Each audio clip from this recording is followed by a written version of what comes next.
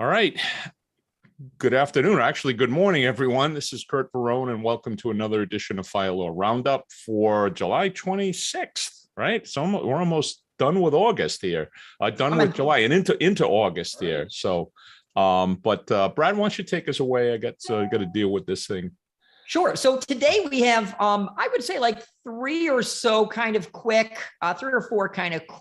ones, and then one or two really, more in depth. But look, let's just mention that in New York, Hampton Bays Fire District, where I deal with, and there is another AFFF suit of the thousands that they are. This one, I'm just going to mention it because it's like all the other suits we've covered a number of times. But again, basically claiming, look, there's contamination of soil and groundwater at the district's facilities, and all the toxic, all the companies who created this toxic material need to clean it up and pay, et cetera.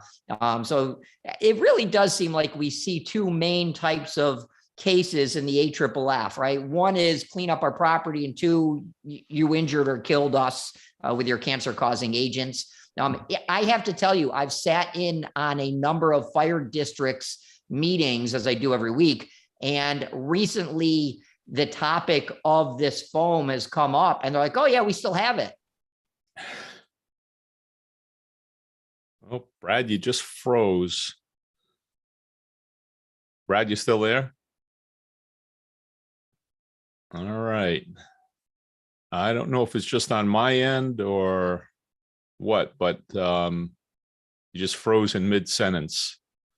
So, all right, well, I think what Brad was talking about was the fact that we do see two sort of lines of cases. The individuals are coming down with cancer and some of the other conditions, not just cancer, there's even colitis and some other types of medical problems that associate there.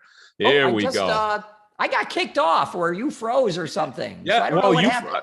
Yeah, I don't know which. Well, I guess we'll wait till the video comes out to see who froze. But I saw you freeze. So, but I was just filling in on just some of the medical conditions on the one side, and then the toxic torts for property and groundwater. And I thought it was interesting. I went to the U.S. District Court for South Carolina, and I'm assuming that it's not an overly burdened district court, and that's why they selected them, but they've been chosen to hear all of these cases, and there's over 500 cases now pending.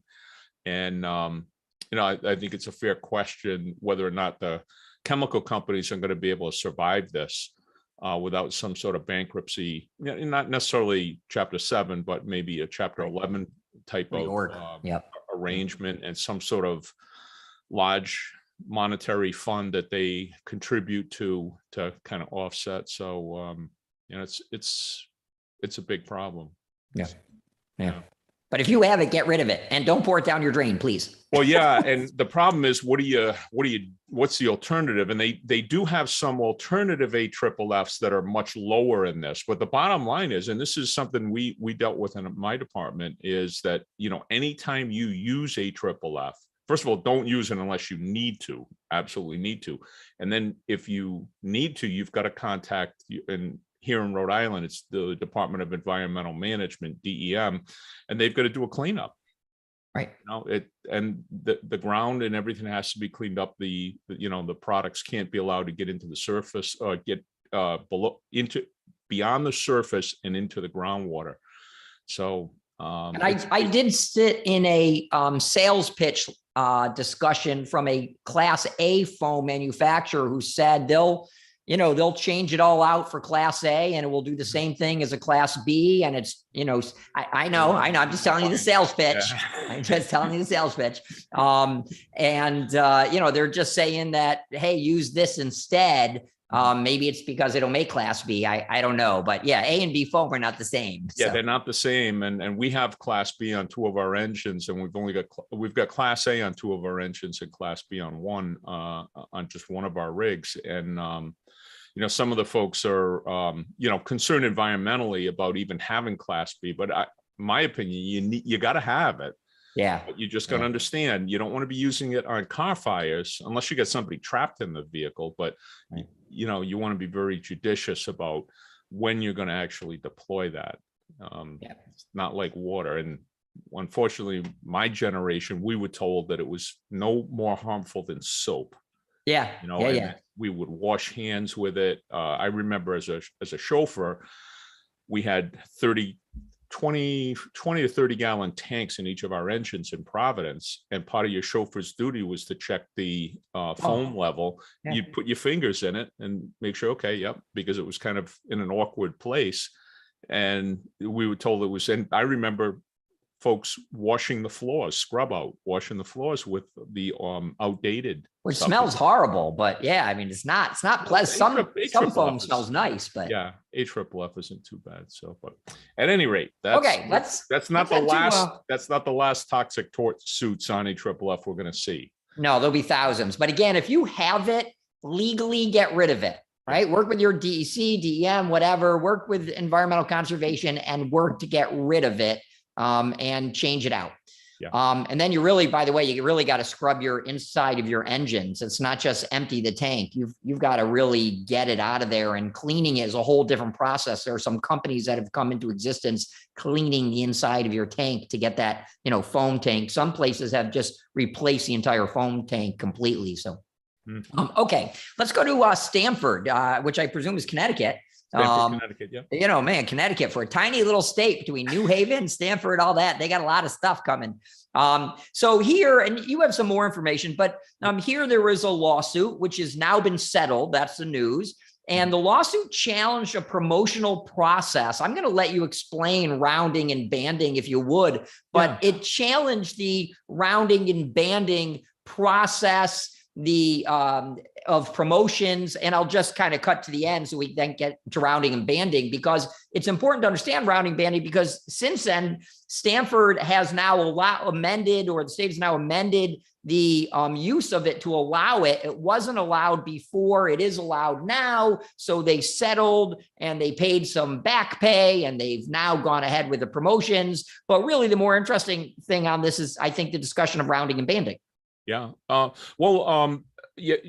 Most jurisdictions, whether at a state level or local level, have a requirement for merit testing and merit promotions.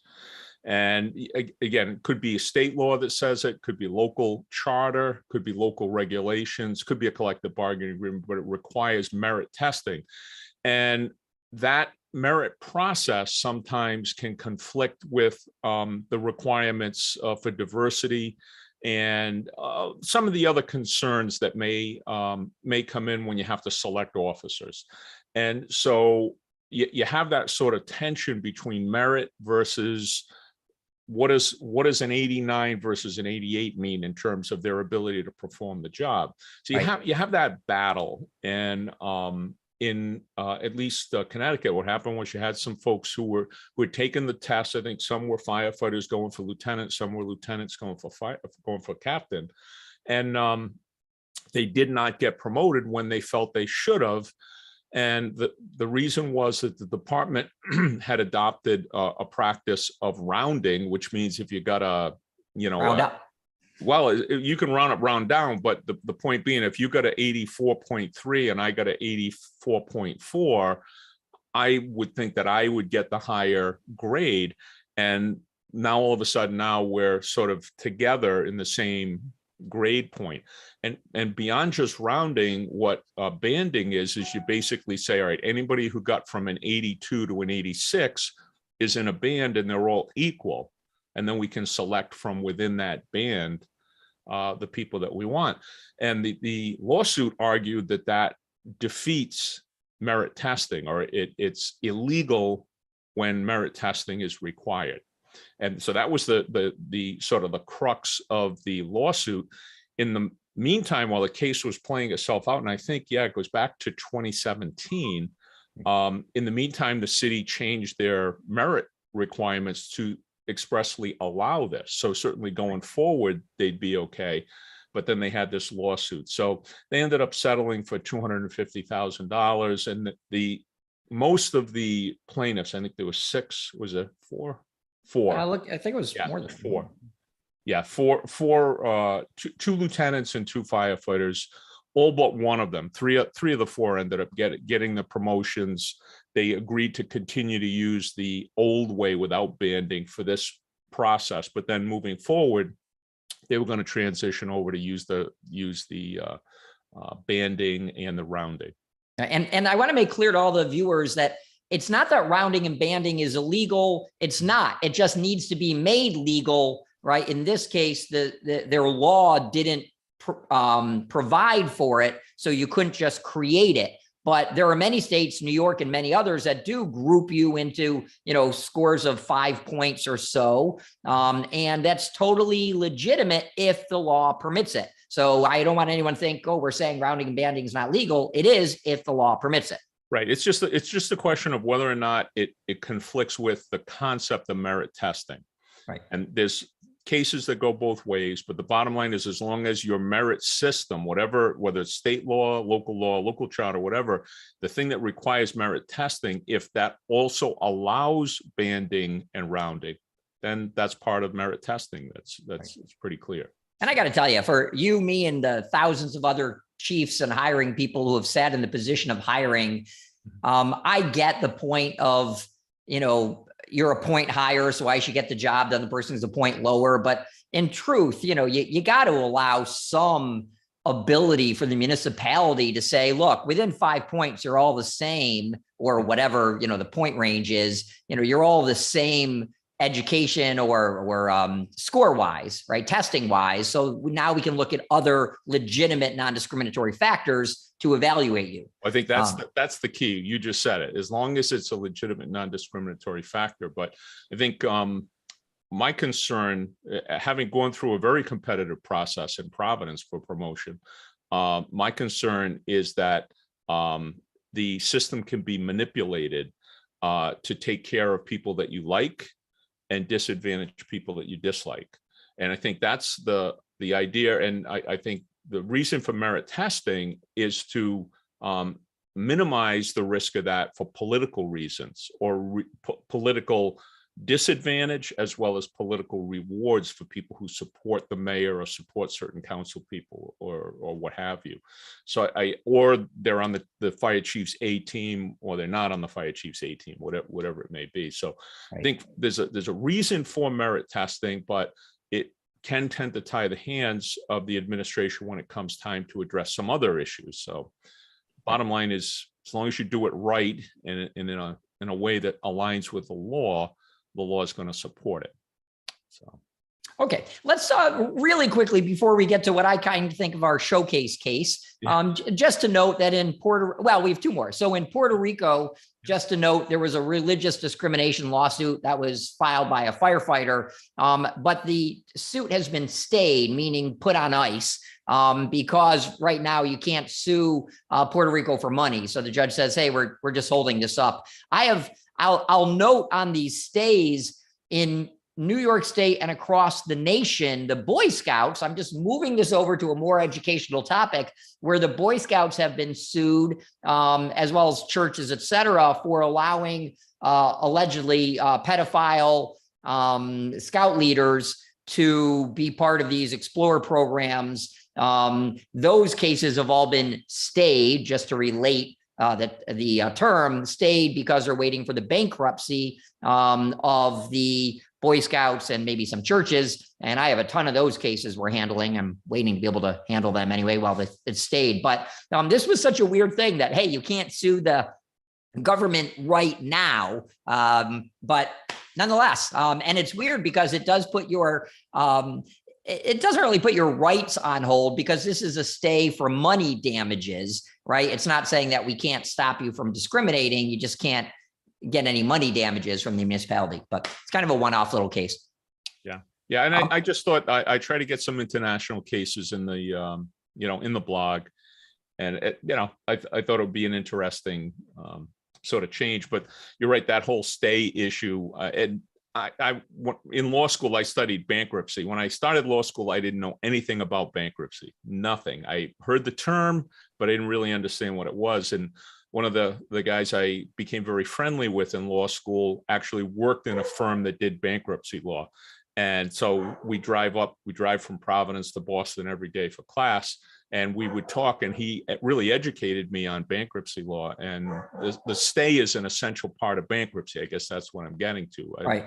The whole principle of bankruptcy is premised on a stay, so that the person who's in bankruptcy isn't going to be disadvantaged any further than they already are. So it's weird here, though, for municipality, because generally municipalities don't go bankrupt until all their taxpayers are bankrupt. So that's a very weird concept. Until fairly recently, they were exempt from they could not file bankruptcy. They were told, if you can't pay your bills, you increase the taxes. You know. Right. Right. But then some genius politician said, I think we ought to take care of cities. So, and they allowed them to start filing bankruptcy. Yeah. All right. Why don't you do the one, and then we'll head over to our case showcase. Sure. Which one now? Let's see, Oklahoma filed last night. Yep. Really troubling case, troubling fact pattern. Again, we don't know all of the details about exactly what happened, but we have, and I'm going to butcher the name here, but the Skiatook Fire Department must be in the Tulsa area, because they filed the suit in the Tulsa County District Court. But they apparently responded on an EMS run on, January 18th for a gentleman, James Lee Bodley. And there's not a lot in the complaint about what happened at Mr. Botley's house, beyond the fact that the fire department responded and did not transport him. So the next thing that happens is the family goes to the house a couple of days later and finds that he's deceased. They call EMS. EMS comes to confirm, and when they go to put the leads on him, they realize there's already leads on him that apparently when they were there 2 days before, on January 18th, that they never even took the leads off them. So now at least they used them. Well, right. I mean, there's pretty good proof they probably used it, as well as the strip they hopefully have with the record. But you would think, but one of the allegations in the complaint, and this is kind of troubling, is that I'm going to quote right from the complaint, that on January 18th, 2021, EMS personnel failed to generate a run report or otherwise document the incident. Now, that's an allegation. We all know allegations are, really, they're nothing. It's certainly not fact. But if in fact that was true, they've got some splaining to do here. Yeah. This could be a potential problem for them. On the other hand, proving cause is going to be really tough. What was the patient's condition then? Would it have been beneficial to him based on what they could have known if they transported them? And then, cause is going to be tough. Yeah, it could be. But the fact that he had leads on them, and now they're still there, means he probably didn't last much longer than after they had left. Now, I can understand that. You've been there, I've been there, where you get to someone and you're doing everything you can for them. They become belligerent and they decide, for whatever reason, they don't want to be transported. That happens. But whether or not that's what happens here, and the documentation is going to be very important. And very. Also, whether or not he was of sound mind to decline aid, that's another issue. So a lot of issues in this one. If there's no paperwork, they're in trouble. If there is paperwork, we'll see what it says. Yeah. Right. And I find it hard to believe there's no paperwork, but whether or not the paperwork was adequate. Who knows? Maybe they got a structure fire at the same time and they wanted to run out. I mean, there's so many possibilities. That is always something, that there's something else going on that distracts your attention from what you're doing, and that may be a factor. Okay, let's head to Wisconsin. This is such a great law school case to discuss really discrimination, talk about the concept of burden shifting. And let me, you can fill in, but let me start with this. So let's start with the facts. Let's start with the facts. We have a physical abilities test that is designed in Madison, Wisconsin, that is unique to Madison. They developed their own physical abilities test, and it's not the CPAT. they refer to it as the PAT, at least for, so that we're speaking the same lingo. They call it the PAT. They do refer to the CPAT, but that's a different test. But Madison comes up with their own test. And according to the lawsuit anyway, the female pass rate is 14.29%, while the male pass rate is 83.86%. So there's looks to be like a disparate impact on that. And I'll let you go ahead with. So sure. So at first blush, right, the prima facie kind of first blush case of discrimination, which is where the plaintiff, the person suing, has the initial burden to show, yeah, there's possibility discrimination. So here, when you have a 14% pass rate of women and 83% pass rate of men, they say, well, this is initially on first blush discriminatory. However, the city came back with a bunch of arguments, right? Now the burden shifts to the city to explain it away. And we're going to keep ping-ponging the burdens here, which is very interesting. But the city comes back and says, listen, we have a very good hiring record of women, despite the fact that only 14% may pass the physical abilities. They argued that, in fact, this helps prevent women from washing out of the academy. And once you get male and female to the academy, then it helps improve the pass rate. So that's most of their argument. They also said, look, the CPAT, the plaintiff wanted the CPAT, not the city's PAT, but said, look, the CPAT is a better test, more fair test, argues the plaintiff. But the city comes and says, no. We haven't validated that test. We use the PAT, and we believe that the PAT is an excellent predictor of the ability to be successful at the academy and succeed on the job. So just stop here for a second. It's a really interesting question. The first thing that got to me is, well, wait a minute. We are discriminating against women. Let's be fair. We are discriminating against women with the PAT, the city's test, because it has a much lower pass rate. So one of the things you can argue is, well, wait a minute, forget what happens at the academy. You don't even get the chance to get to the academy based on this initial exam, right? So you could see where the plaintiff initially seems to have a really strong case to say, yeah, maybe the few people, the 14% of the people who pass the PAT and get to the academy, maybe they're hired equally, but you're not even giving enough people a chance. And so initially I thought this was going to go the other way. I was really surprised how this goes, and it's not over, right? This is a district court case. This is a trial court decision, oftentimes reversed. So this is definitely not done. And we'll see it go, but we're going to keep talking about the test. But you can expect that in another year or so, we're going to be revisiting this issue. So one way or the other.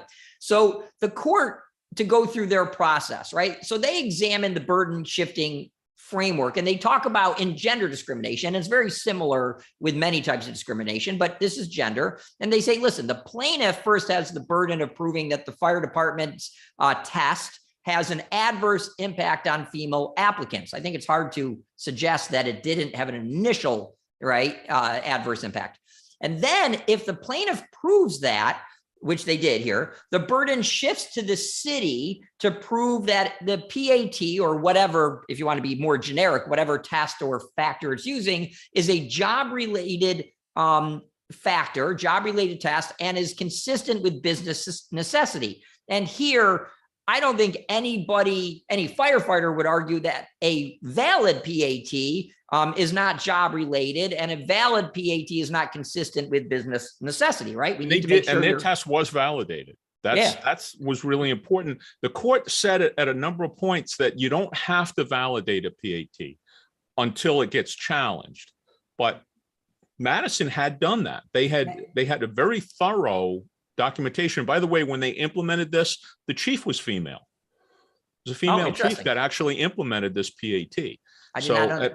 Yeah. Okay. So just the third, they actually do have a very good record track record of hiring women. Well, it's interesting. The two experts they brought in to talk about this were the creators of the CPAT and the amending person, the person who kind of updated the CPAT. So they had pretty good, backing. But the third, so starts with the plaintiff. You have to prove the initial case, right? Which they did. Then the burden goes over to the defendant, in this case, the city, to say, listen, that this test, though maybe discriminatory, does help.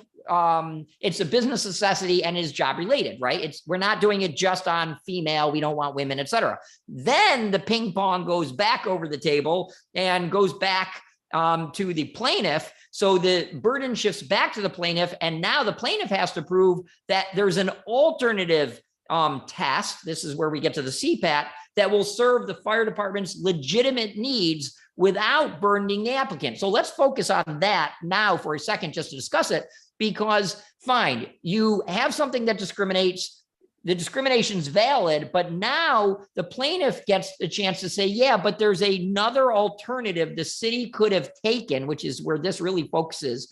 And the city could have taken, and that would relieve the discrimination, whether or not it's job related at all. So here, Brad, let me interject one thing, and this is really important. When you and I use the term burden, I want to make sure that the listeners understand what exactly that means. When you have the burden, you have the obligation to prove your case. And if you don't, you lose the case. And that's very important in this scenario, because now the burden in this case right now is on the plaintiff. It's on the female who's alleging the city's PAT is discriminatory. So she has the burden. If she can't, or if all she can do is show that the CPAT is equal to the PAT, she's going to lose the case. She has to prove that the CPAT is more than the PAT in terms of lessening the discrimination. So the person with the burden basically has to prove their case. So go. I'm sorry. No, that's I think it's so important. One of the things I really like we do for our listeners that I like that. Well, I do like what we do is we explain terminology, right? We don't over lawyer this, because if we're speaking in Greek, or in this case Latin, what does it do? Right. So I like the fact, and I think we should constantly be educating everybody, because look, I say all the time, it's funny. In what high school, in what college is there ever a law library? There isn't. We keep the law away from the public. And the way lawyers traditionally have done that is first we use Latin, and then we use ridiculous terminology, and then we write, in Old English going back, right? So that, well, the law is ours as lawyers, not yours as the public. So I'm glad we do these things. Okay, so the focus really, we could re-step through all this, but the focus really turns to the CPAT. And the city had not validated the CPAT for the city's use, despite the fact that the CPAT is used throughout the nation, right? The CPAT's not validated here. And the city brings in the original developer of the PAT and looked at the fact that their argument that the job studies conducted to select the physical test were valid. They were a good proxy. They were a good test to show that, yes, this is going to be a predictor of success, that you can perform the basic job requirements. So it was really, they really went back to the beginning saying, look, this is a valid test. So the court concludes, based on the whole record, that the 2014 PAT was valid under uniform guidelines. And then the question is, okay, did the plaintiff prove, and let's explain this phrase in a moment, by a preponderance of the evidence that the CPAT met, or that the PAT met the fire department, or the CPAT met the fire department's legitimate needs. So on the last burden shifting back to the plaintiff would have had to prove that the CPAT, an alternate test, met the city's legitimate needs. And they say, I'm sorry, plaintiff, you didn't prove that the CPAT was, more valid or met the legitimate needs than the 2014 PAT. Now, let me say a couple of things. Nobody is just coming up with a really quick test.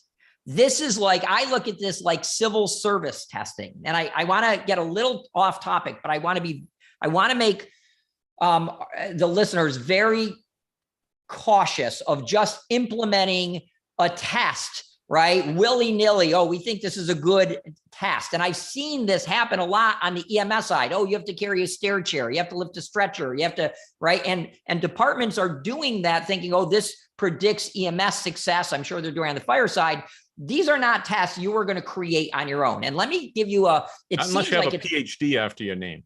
Yeah. And look, for civil service exams and other exams, like New Haven was where this was really discussed, going back to Frank Ricci. Places spend $600,000, $700,000. I never knew this, but back when the New Haven case came out, I obviously got educated on it. But these are like $600,000, $700,000 exams. And I want to use an examination question from a civil service exam just to show how delicate coming up with these types of tests are. So for example, there was a picture of a Halligan on a civil service exam. And it was one of the questions, what is this?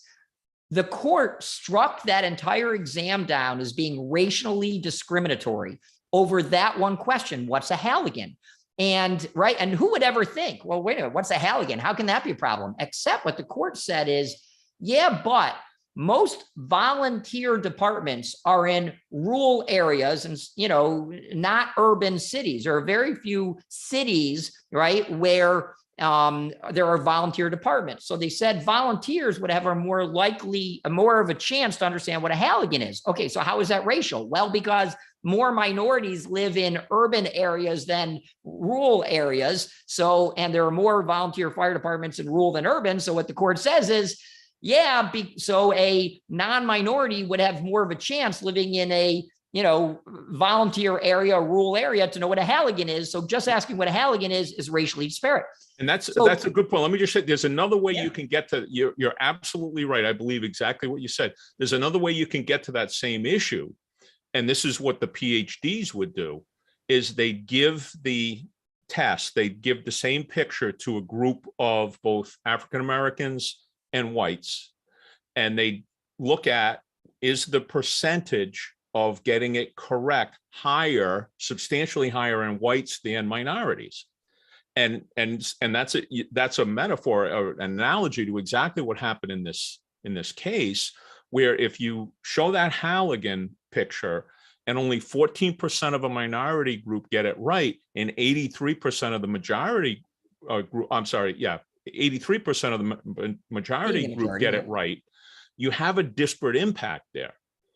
And so anything, that's why the people with the PhDs that do this for a living are the ones that have got to validate this, because they've got to be able to explain in court how they determine that this is a valid predictor or a valid evaluation of someone to be a firefighter. Right. And the Halligan wouldn't, in that case, they said, look, you can learn it on the job, right? And that's enough, right, exactly. Right.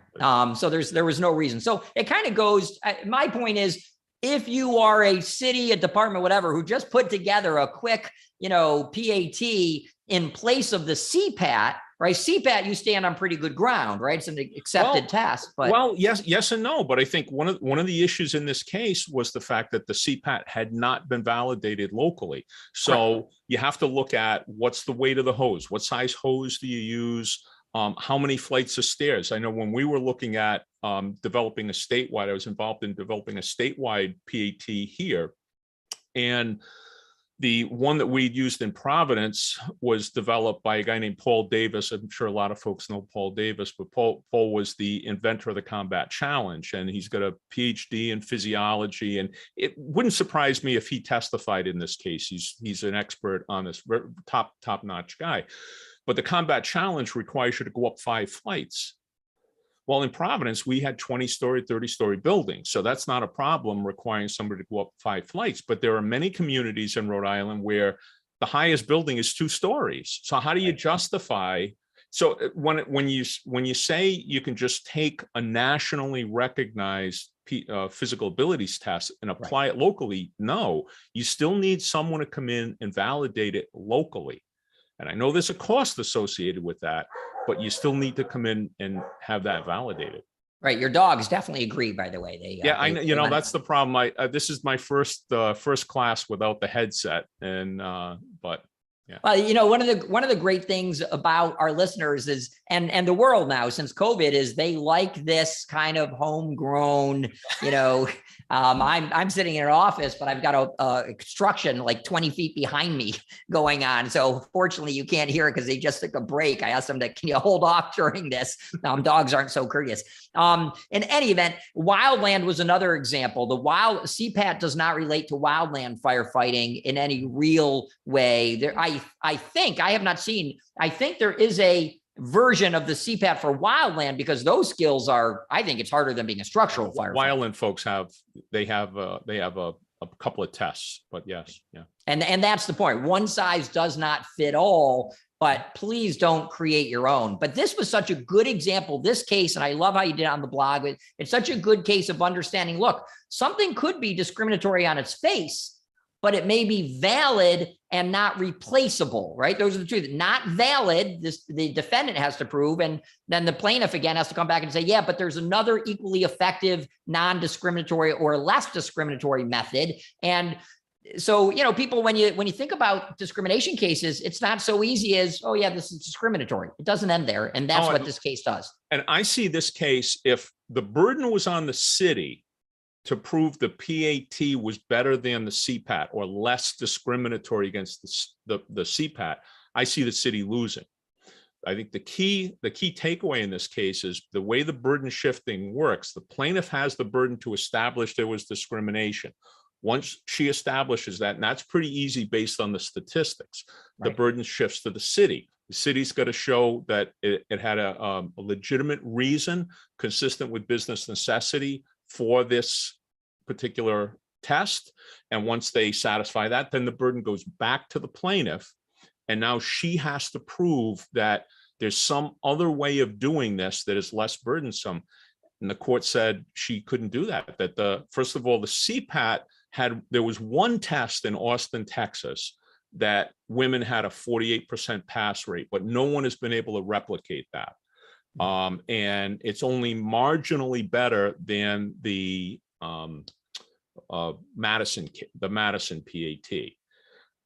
And they've had substantial success hiring women in Madison using that test that she's challenging. So she wasn't able to satisfy the burden. I think the very interesting part, which is where I thought the court would go, and I wonder if an appeals court would go, was this. Let's assume two stages. A is the testing stage, and B is you're at the academy stage, right?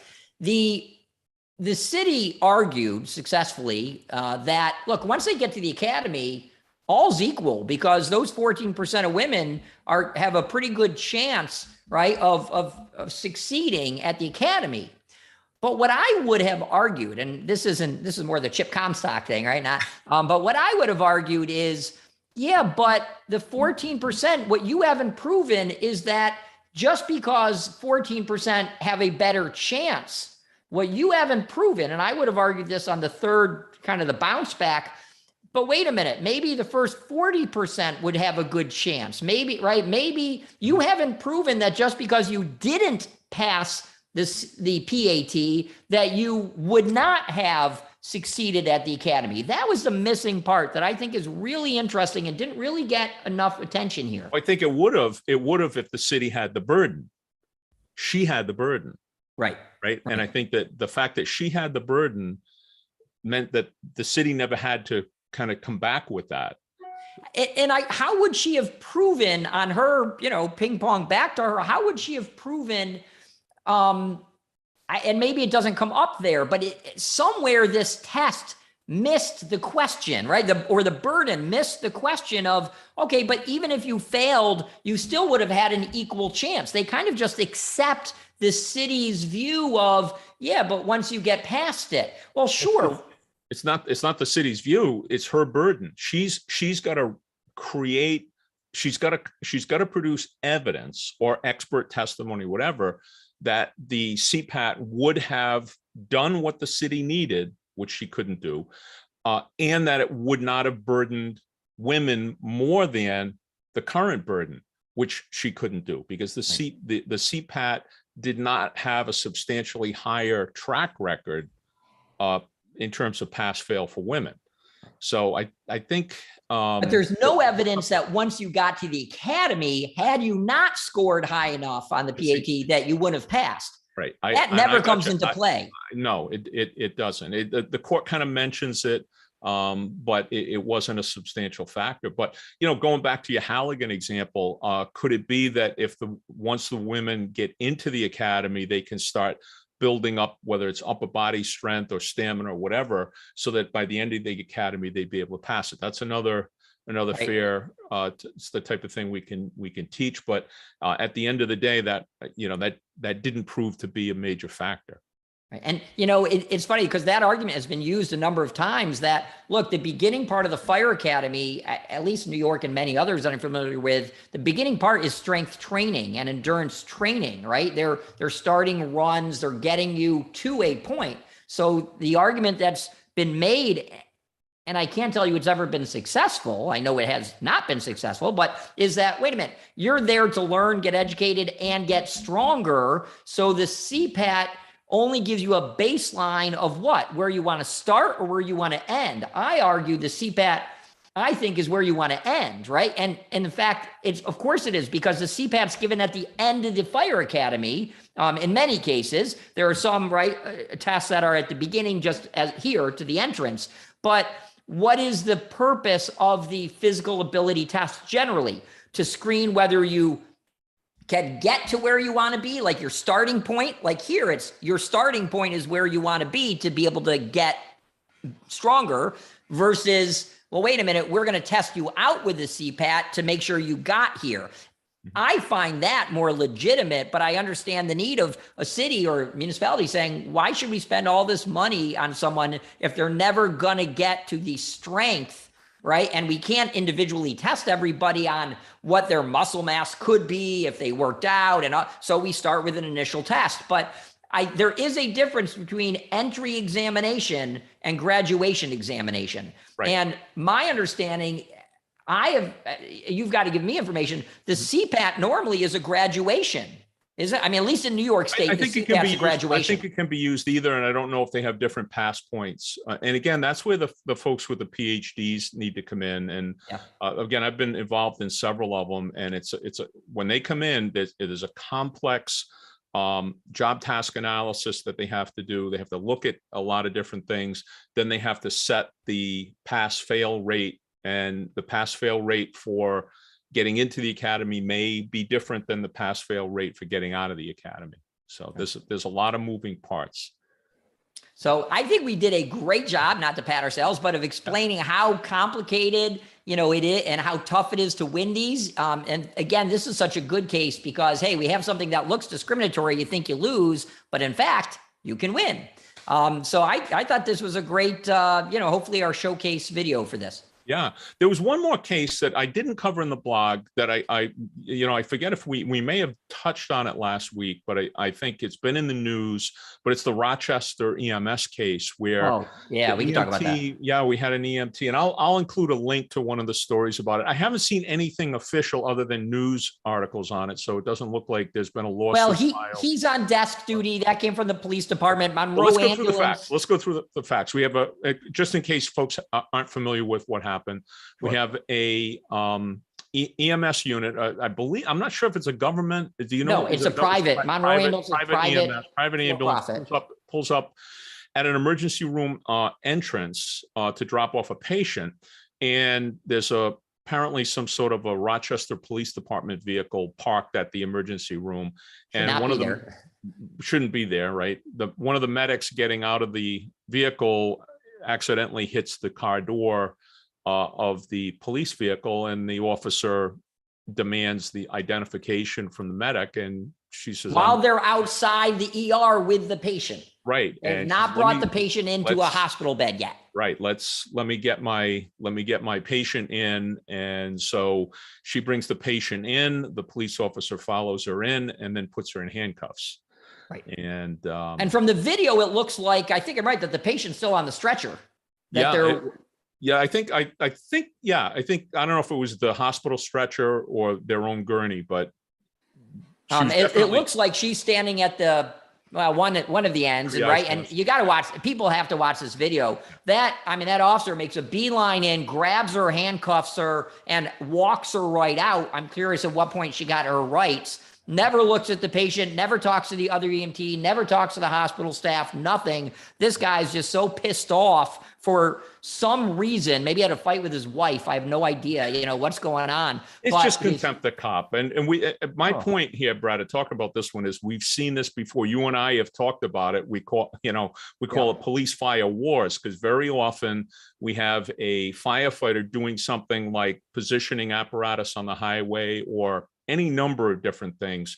And we have a police officer that just gets an attitude and arrests, or at least to me, it's an arrest. You put handcuffs on somebody, you basically arrested them, even if momentarily it still is an arrest, and certainly is for Fourth Amendment purposes. But we see police officers engaging in that. And I think what's interesting, the EMT, we haven't discussed this, but the EMT is African-American. And now the African-American community— and female. Yeah, and female, and is up in arms, claiming that it's racially oriented. I'm going to tell you, I've got dozens of cases where firefighters have been arrested on the same thing. So I really don't think, I guess we never know, right? But I really don't think, to me, I look at a case like this and I say, well, here's another example of an individual police officer, not all police officers, an individual officer that probably shouldn't be a police officer. Whatever it is in that person's makeup that would cause them to do this, should make them the type of person that should be moved out of the organization. Yeah. And, unfortunately, as you probably know, right, the city of Rochester just lost a police officer. Two police officers were ambushed just, a couple of days ago, were ambushed, and one has succumbed to his injuries.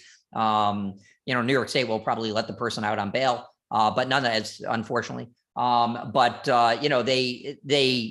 city of Rochester is already reeling from something. This gets pushed to the back seat. And I don't know, Monroe Ambulance is very connected. I know them. Monroe Ambulance is very connected with the city. Obviously they contract with the city too, but this comes at an interesting time. The reason we probably haven't seen much more about it, A, the officers on desk duty, and two, because the city just, is suffering a horrible tragedy at the moment. Yeah, well, not to pour salt on the wound there. That's not my intent here, but it's just to kind of look at this scenario in the context of a series of things. And if you go on my blog and you look at police fire wars, you're going to find a litany of cases where firefighters have been arrested by police officers trying to do their job. And I feel like a one-man band when I say this, but there are laws against anyone interfering with a firefighter in the performance of his or her duties, and there are laws that prohibit interfering with an EMT in the performance of their duties. And I think it's time that we start seeing police officers held accountable for this, that they be charged. Now, not saying they need to go to jail, I'm not saying anything, but how else do we get the word out that you can't be engaging in this kind of abuse of your own authority without consequences? Right. That there's a law on the books that prohibits you from interfering with a firefighter or EMT in the performance of their duties, just like there's one that says people can't interfere with your job. Right. And, I think that this would be one of those cases where the prosecutors ought to look at this. And this is so different, not to keep dragging this out, but this is so different than the highway case for one reason. With a highway case, there's a question of who's in charge, who owns the highway, whose job is traffic safety. And a cop comes out and says, listen, it's my highway right now, and you're blocking it, and I need to open it up. And you have another way you could have protected, the scene without your engine stopping another lane of traffic.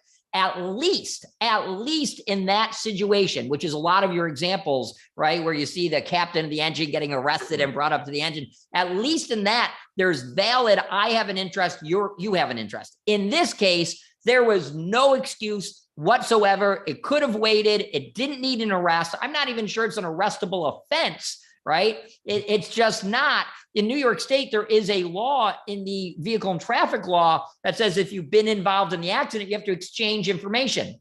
She hadn't left the scene. They hadn't left. There was no reason for this. She still could have exchanged the information. And one of the accounts is she said, I'll get back to you. Let me finish up with the patient. But this is so more extreme than the highway cases or the cases where I own this property and you own the property, right? Where they're fighting whose scene is it. This ain't that. Right. No, good point.